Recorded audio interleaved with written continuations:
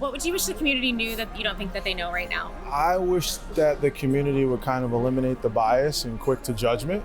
You know, we're all going through something, whether we're aware of it or not, and we exist to help you get through that, whether it's a one-time thing, whether it's a long-time thing, and there's no shame in that. I think that's the biggest thing, is no shame. Mental health is important for any and everyone. How does mental health nursing differ from, say, like something that's more, nurses do it all, no matter where they are, right? Like, you're looking at it all, but your priority is mental health. How does that differ from a nurse whose priority might be physical health?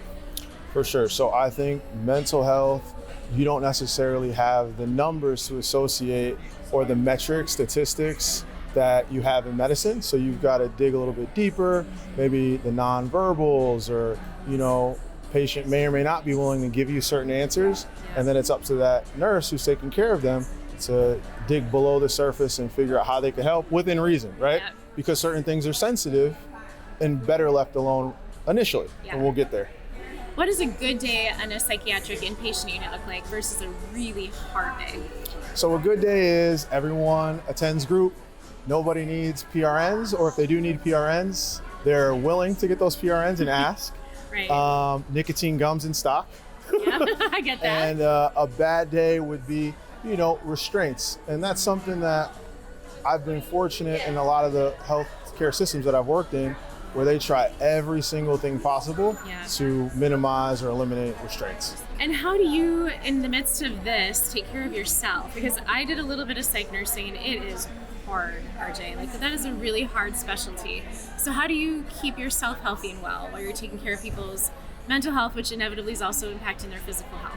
So I'm big on pedicures. I love that. Yep, big on pedicures. Okay. But pedicures, self-help, and I'm very good at kind of disconnecting after work. I think it's important. I kind of have the same conversation with myself pre-shift and post-shift, right?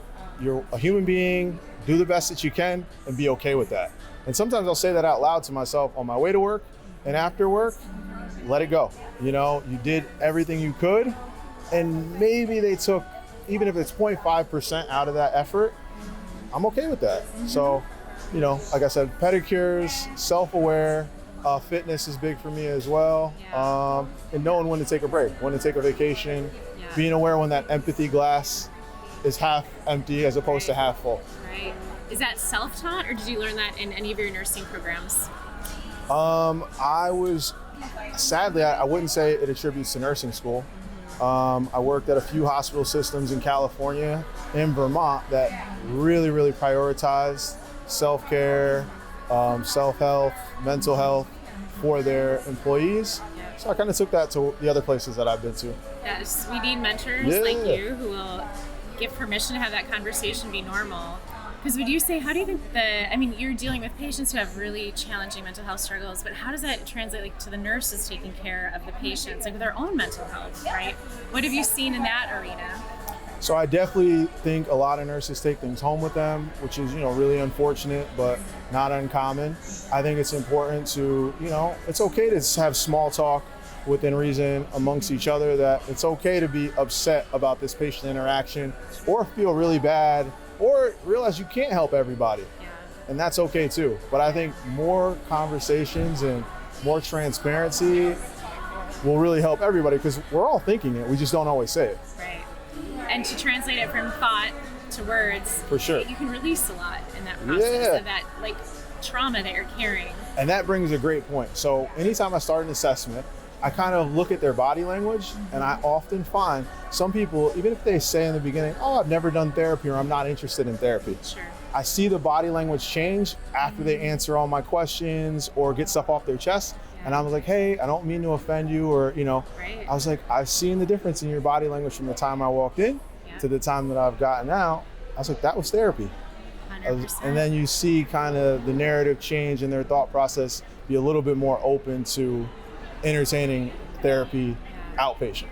Which is so crucial, right? It's super important. Significant mental health requires significant interventions, and usually one siloed thing isn't going to save You hit the nail on the head. Yeah. So in school, what we repeat over and over and over again is a multimodal approach. Yeah. So multiple things done concurrently over and over and over, day in and day out, You know, we wake up, we brush our teeth, we exercise, and we eat breakfast. We wake up, we may need medication, we may need therapy, we may need to journal. Yeah. It's the same approach. Yeah.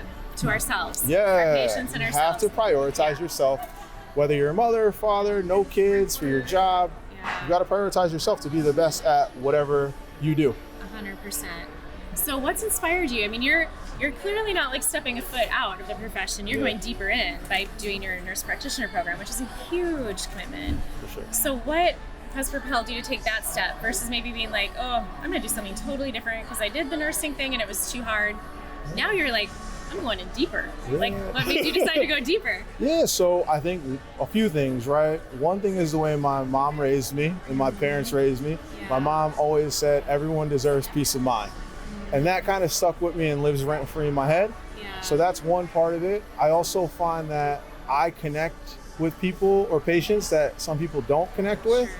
And may that be a gift or a curse, depending on the situation. The shift, right? You know what I Yeah. mean? So I've taken that as a gift and try to, you know, even if it's like a small encounter that makes a difference in those patients, I see it, I enjoy it, it clicks from my brain, I get fulfillment out of that, especially with children and adolescents who, you know, typically it's not their fault why they think that way, and that grows into adulthood. So that's where we are, and it feels good to help those people. Help them before their patterns of processing their trauma or their mental illness as a youth gets embedded to be how they process it and manage it as an adult. Like you're like trying to help people as early as possible. It sounds like everyone deserves that peace of mind, and that's something that I try to, you know, embody in the work that I do, and it feels good. I love your mama's mantra. Like that's beautiful. I'm like, okay, that's in here now. Yeah, good. So nurse, like to know that you're appreciated as a nurse, how would that look like? If someone came to you and they said, RJ, I want to give you something so you know I really appreciate you, whether it's a patient, family member, healthcare leader, colleague, what makes you feel appreciated for what you do? Because your work is hard. It is hard. I think it's honestly a thank you. You know, simple things like that just sadly don't happen that often.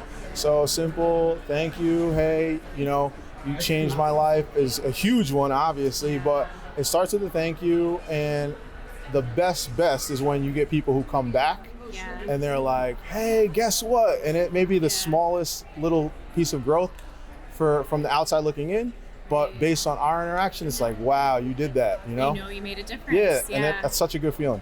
Because you know you are every day, but I would imagine the majority of your patients, you don't hear that from them because they're still in need of a lot of critical care. So for you, it can be a simple thank you. For sure, absolutely. What about your boss? If your boss was going to say thank you, RJ, what would you want from your boss? My boss is going to say thank you. A raise would be the first thing. No. It's fair. It's probably most people's first thing.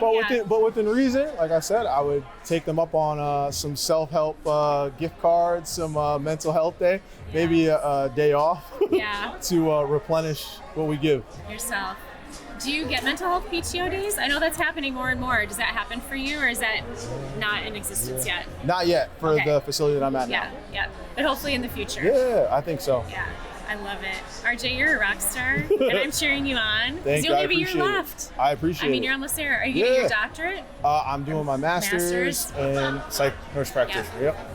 And you said you had your MBA. I do. Do you think someday you'll go into healthcare administration and help lead the change that we need? I think it's important to bridge the gap between clinical and administrative. And I think it's important if someone could facilitate that, translate what needs to be done versus what's realistic from a clinical setting, especially with mental health being on the forefront. And, you know, we're in a mental health crisis by definition right now. It's not getting better unless someone leads the change or, you know, contributes. Absolutely. And you're leading it. You're doing it. I appreciate that. You're doing Thank you so much. I appreciate you. Yeah. And I will tell you, I mean, there's so many different kinds of nursing, right? But I would say, especially in today's world, you're holding a lot of mental health issues, and those I think are actually harder sometimes to navigate than physical issues that manifest themselves. So if you could give anybody advice who's maybe struggling with some mental health issues, what would you tell them right now? First of all, you're not alone. That's first and foremost. And there's no shame in getting help. Those are the two things. You don't want to overwhelm people that already feel overwhelmed. Everyone's going through something. You're not alone, and there's no shame. I appreciate it. And obviously what you're doing is lovely. I love that you thought of this, and this is a great concept.